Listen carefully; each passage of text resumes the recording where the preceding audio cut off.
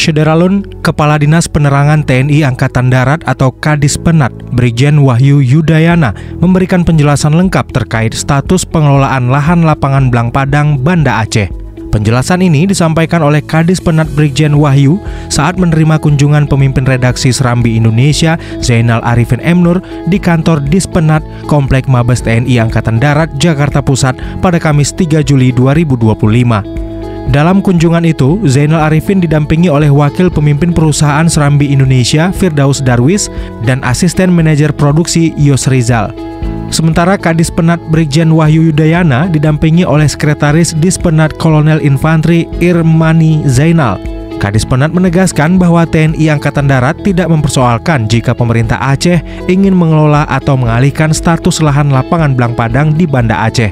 Hanya saja TNI Angkatan Darat tidak bisa serta-merta menyerahkan secara langsung pengelolaan lapangan Blang Padang kepada Pemprov Aceh, karena pada tahun 2021 sudah terbit PSP atau penetapan status pengguna lahan tersebut dari Kementerian Keuangan selaku pengelola barang negara kepada Kementerian Pertahanan.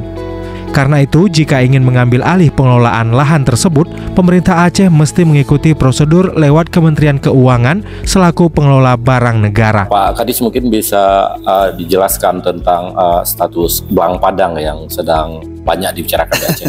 Baik, jadi untuk terkait dengan status tanah di Blang Padang yang banyak dibicarakan oleh masyarakat saat ini, pada prinsipnya Kepala Staf Angkatan Darat sudah menyampaikan kepada kita semua bahwa TNI Angkatan Darat pada prinsipnya tidak ada masalah. Apabila pemerintah Provinsi Nanggro Aceh Darussalam berkenan untuk mengelola lahan tersebut. Tapi memang Angkatan Darat tidak bisa serta-merta menyerahkan lahan tersebut langsung demikian kepada Pemprov. Ya, karena apa? Karena pada tahun 2021 itu sudah terbit PSP, penetapan status pengguna untuk lahan tersebut dari Kementerian Keuangan. Penerbitannya kepada Kementerian Pertahanan, status PSP-nya, penetapan status penggunanya. Nah, berarti saat itulah Kementerian Pertahanan berperan sebagai pengguna barang, karena sudah mendapatkan penerbitan PSP dari Kementerian Keuangan selaku pengelola barang.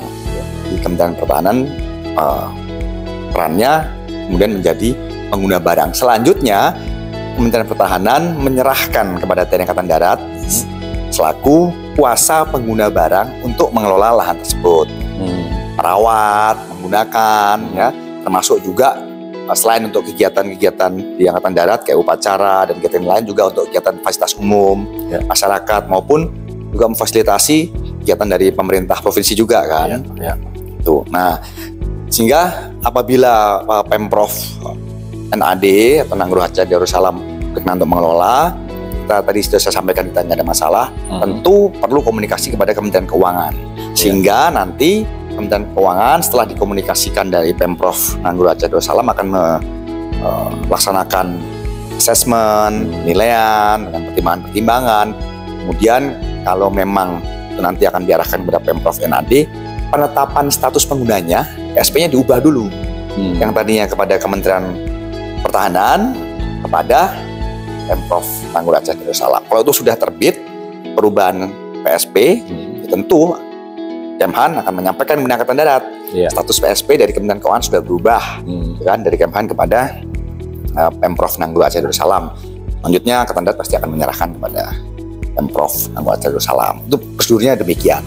Jadi, tapi yang perlu digarisbawahi, lah nggak ada masalah juga. Nggak ada masalah juga kalau misalnya Pemprov berkenan untuk mengelola, menggunakan itu. Tapi sekali lagi prosedurnya yang seperti saya bilang tadi, karena sudah keluar PSP, sehingga perlu ada perubahan dari PSP itu sendiri. Gitu Bang ya. Toh kita juga sudah banyak mendapat bantuan tanah dari pemerintah daerah di wilayah, sehingga ini nggak ada masalah sih.